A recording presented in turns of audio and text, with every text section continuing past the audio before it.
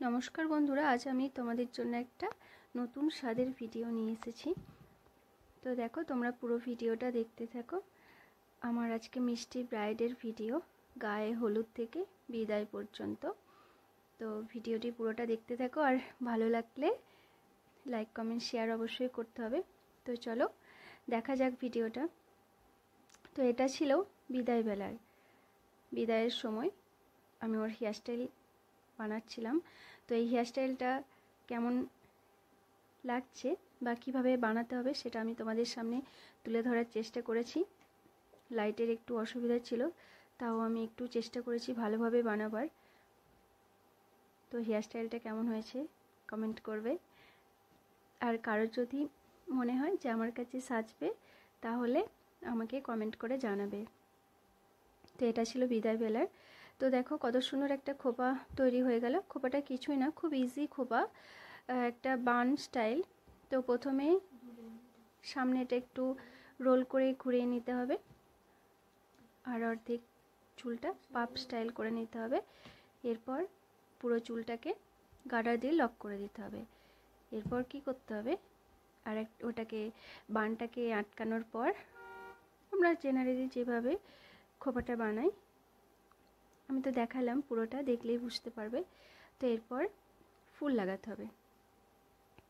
তো ফুলটা আমরা পুরো খোপাটা আমরা ফুল দিয়ে ঢাকতে পারি, আর যদি কারোর, তো সবার সবসময় সমান ফুল থাকে না, তো যদি অল্প ফুল থাকে সেটাকে আমরা রোল করে লাগাতে পারি, এটাও সুন্দর লাগবে।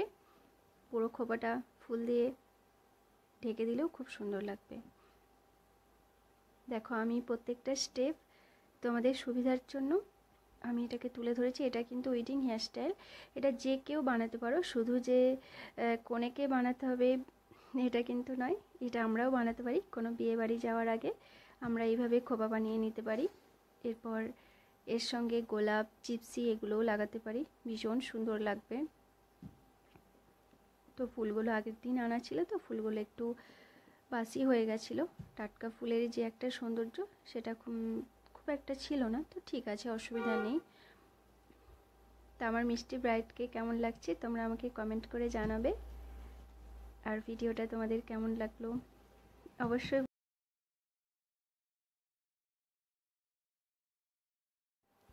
এই খোপাটা আমি সবার জন্য বানিয়েছি, এটা আমরা সবাই ট্রাই করতে পারি, তোমরাও ট্রাই করে দেখবে। আমি প্রত্যেকটা স্টেপ বাই স্টেপ দেখিয়েছি, আশা করি তোমাদের কোনো অসুবিধা হবে না, আর যতটা সম্ভব তুলে ধরার চেষ্টা করেছি।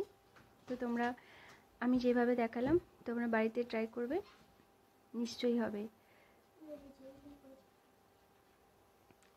আর ভিডিওটা কে কোথা থেকে দেখছো একটু কমেন্ট করবে।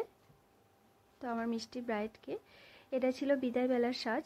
তো আমি ওর মুখটা ফ্রেশ করছিলাম। এরপর তো একটু হালকা, বিদায়ের সময় যেহেতু আমরা সবাই একটু নার্ভাস হয়ে যাই, তো ওই জন্য হালকা মেকআপ, একদম হালকা, ডিপ হবে না, ডিপ দিলে অসুবিধা আছে। তো হালকার মধ্যে আমি এটাকে করার চেষ্টা করেছি। তো তোমাদের কেমন লাগলো সেটাও কমেন্ট করে জানাবে।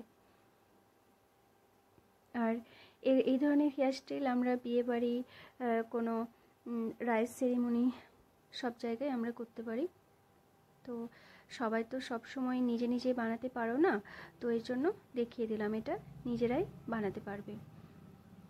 লিপ কিভাবে আঁকতে হয় অনেকেই হয়তো জানে না, কিভাবে লিপস্টিকটা আমরা ইউজ করব। আর এর সঙ্গে আমি ছোট্ট করে কলকাটা করেছি। তো কলকাটা কেমন হয়েছে এটাও কিন্তু কমেন্ট করবেন। আর এই ভিডিওটা প্রথম আপলোড করছি, একটা অন্য ধরনের ভিডিও। তো এটা ছিল বিদায়বেলার সাজ। আমি ব্রাইডের, মানে রাতের যেই ব্রাইডটা ছিল ওটা আমি ভিডিওটা লাইটের অভাবে করতে পারিনি, তো ওটা শুধুমাত্র ছবি দিয়েছি, ছবিটা দেখবে আর কেমন হয়েছে সেটাও কমেন্টে জানাবে।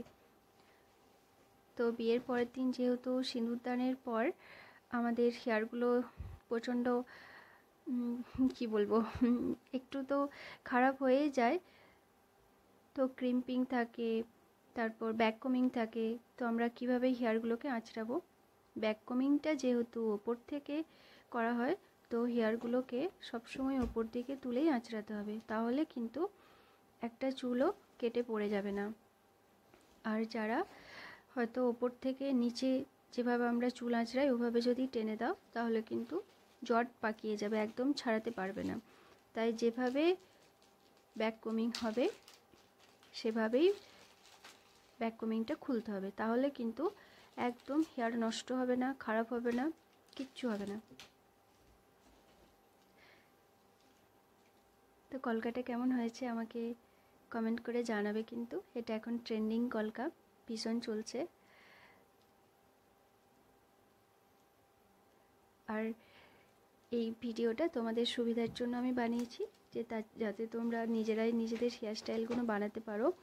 উইডিংয়ের জন্য অনেক সময় মনে হয় যে এই হেয়ারটা কীভাবে বানাবো, এটা লং শর্ট সব হেয়ারেই হবে, কোনো অসুবিধা নেই। শুধুমাত্র গার্ডার, ক্লিপ ফুল, এবার যে কোনো ফুল লাগাতে পারো, জুঁই ফুলের মালা দিয়েও খোপাটাকে ঢাকতে পারো।